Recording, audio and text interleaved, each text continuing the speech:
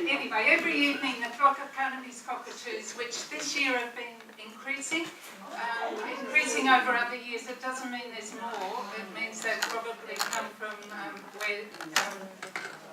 where vegetation's been destroyed to the north through fire and clearing. So anyway, so there's been over 400, between 4 and 5, and a couple of times 600 in our area. So they fly into the East Lake here of Perry Lakes to drink in the evenings, and then they fly across to where they roost. Here on the corner, this is Brockway Road and this is Underwood Avenue, is Selby Street. So, so a roost site, they can't just roost in any old tree. A roost site has particular characteristics, grouped tall trees, close to water and close to food.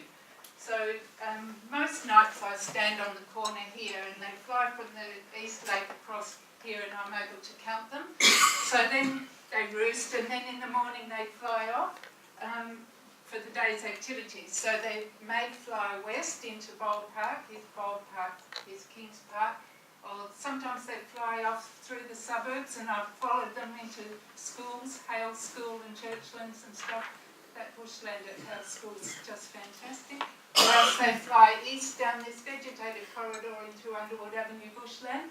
Now, there's a fantastic particular Banksia prionotes, which grows in a sort of a triangular bit there. And Banksia prionotes has masses of flowers, and it flowers when the Carnaby's cockatoos are on the Swan Coastal Plain, which is fantastic. But while that Banksia is flowering, other Banksias have finished flowering and they've got seed. So the cockatoos don't just go down there, they come there, they go all over the bushland, and then sometimes I follow them here and across here, or they fly off to Kings Park or wherever they're going. So, the redtails. The redtails came down on the Swan Coastal Plain about 2011, and I think they were following the Cape Lila. Anyway, this is McGilvray Road there, and this is where the redtails roost in these tall trees there.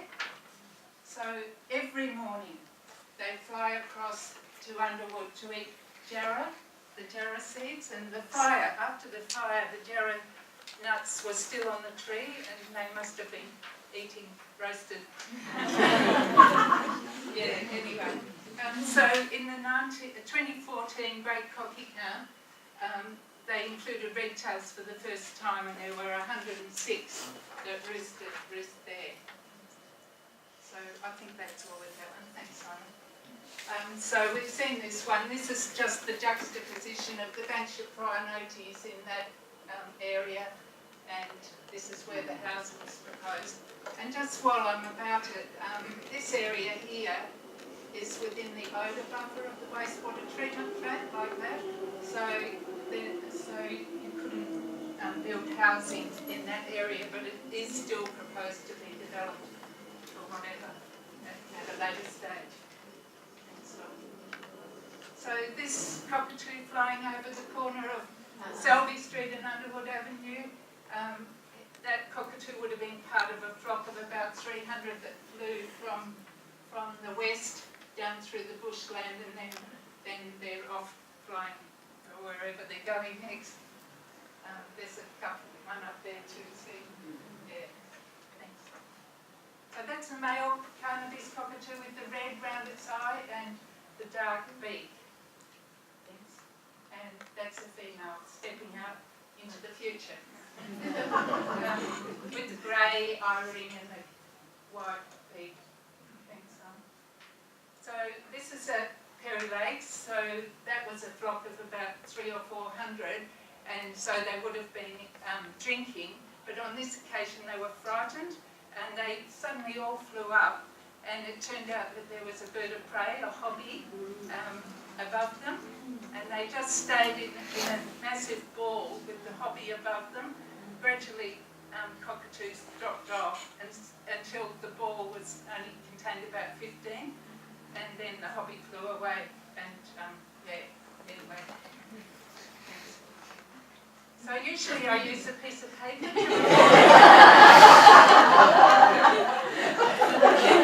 but I'm quite adept at losing these. And,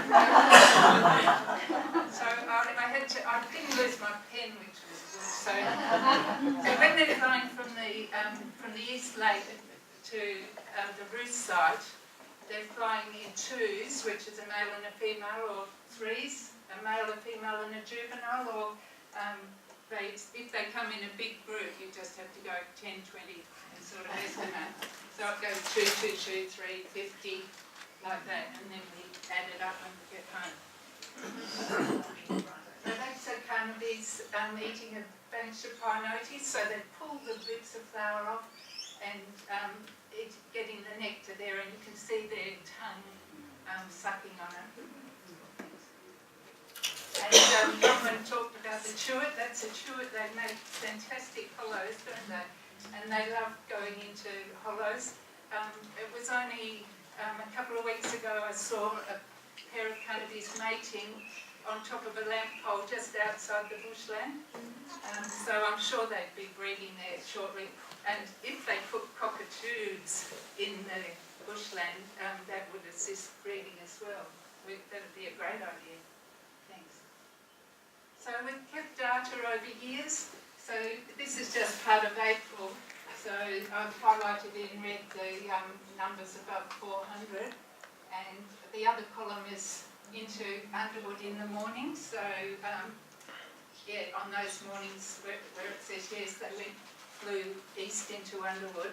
And so over the whole of April, they went into Underwood 10 times out of 18 times. So it's very valuable. Thanks, Si. So we're on to red tails. So this is a not yet mature red tail because his tail feathers haven't turned solid red, and also he's still got the little dots on his wings, because the immature red tails look like females. You can't really tell the difference, but this one's obviously trying to impress somebody. And that's at the roost side. Sorry, that's at the roost side where the trees are quite tall. But anyway, I'm just making the distinction between the roost side trees and Underwood trees, which is the next one. So in Underwood it's Banksia woodlands with Jarrah and Chewit. There's a couple of Marys.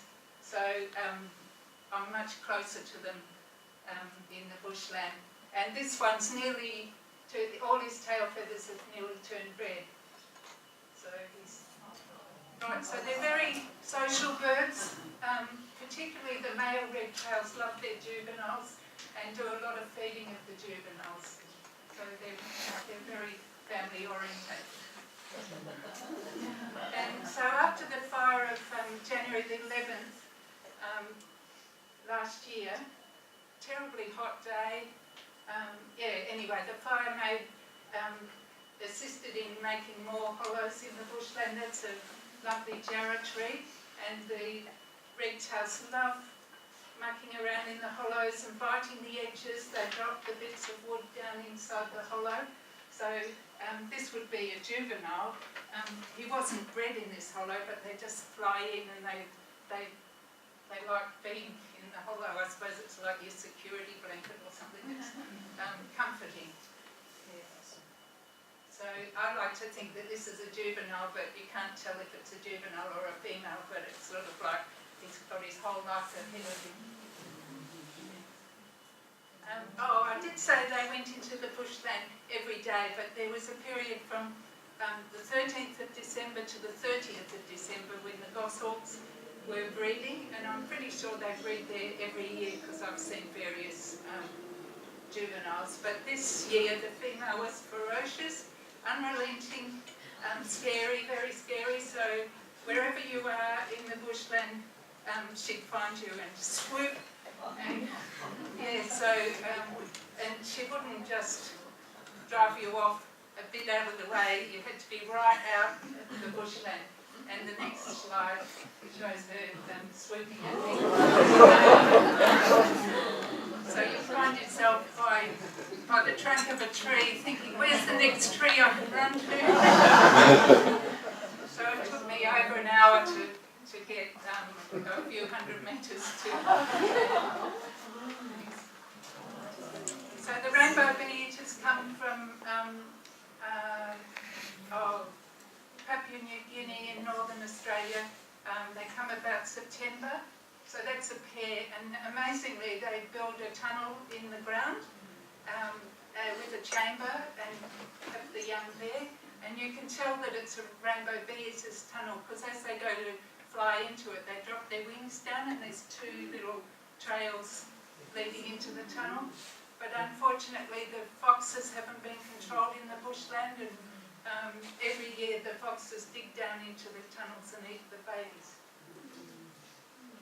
That's a fantail's nest. So the fantail has hundreds of little pieces of grass bound together with web. And there was just something I wanted to read that was relating to small birds. WA Parks and Wildlife recognises the need for greater protection of a number of small scrub passerine species. These small birds are disappearing from urban areas. Some are solely dependent on bushland, and the vegetation linkages between bush forever sites is critical to their survival, and this must be retained. Yes. So this is a fringe lily, Philosinotus sparteus. It was in the morning and the lily hadn't opened yet. So they're beautiful flowers. There's 26 species of orchids so far that I've found. This is a chestnut sun orchid, and I found it in November to my surprise, which is quite late, and I was told that it was a good find. And this is just an example of insects. It's two female Rhaconid wasps, and they look like little robots with their yellow head and black eyes. So they were sort of having a bit of a tussle. And that's a grass tree flowering spike. That's my grandson. And as the fire went through, it just demonstrated the great age of the grass trees. And in the background there, there's a fence over there. And there's about 6 plots that are about 20 by 20, which is research being done by Kings Park and Botanic Gardens, looking at the effect of regeneration after fire. And that's a juvenile western bearded dragon. So I was on the fire break, and I looked down, and the western bearded dragon was just there. So a Carnaby's cockatoo had bitten off the flower, dropped it down, and the western bearded dragon was on there. And because of he relies on his camouflage, so if you don't move quickly, you can get quite close. And that's the finish line. And yeah, I think I'll leave it there.